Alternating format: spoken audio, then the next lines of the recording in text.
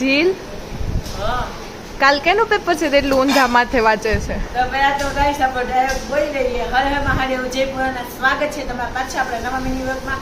તો કાલે તો ફ્રેન્ડ્સ મારું તો ગુજરાતીનું પેપર છે તો ઊંધા માથે વાંચવું પડે એમ જ છે. નકર તો ગુજરાતીમાં તો કાંઈ ઉતાય છે નહીં. કારણ કે આપણે એક એક જોડણીની ભૂલ કારણે એક એક માર્ક્સ કપાઈ જાય તો કરવું જ પડે, ઊંધા માથે વાંચવું પડે. નકર હારે કેમ? તમારે કયા વિષયનું પેપર છે કાંઈ જેડીથી કોમેન્ટમાં લખી નાખો.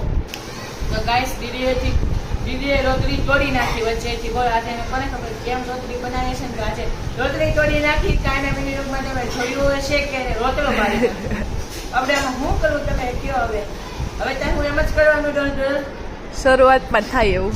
શરૂઆતમાં જ સેતારી કાઢું દર વખતે બનાવું. ના એમ તો બનાવું જ છું પણ એમ વેકેશનમાં શરૂઆત. વેકેશન આવ ને ભૂલી જાવ ને.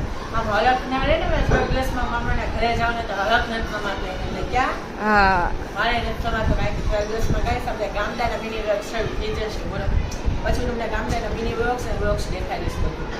તો ચાલો મળે જવા નવા મિની વર્ક સાથે. જય ભોળાનાથ. એક્ઝામ છે તો થોડાક આમ તેમ વિડીયોમાં થશે પણ કાંઈ વાંધો નહીં આવે. તો તમને મિની વર્ક ગમે તો લાઈક કરો, શેર કરો, સબસ્ક્રાઈબ કરો. મળે જવા નવા મિની વર્ક સાથે. ટાટા.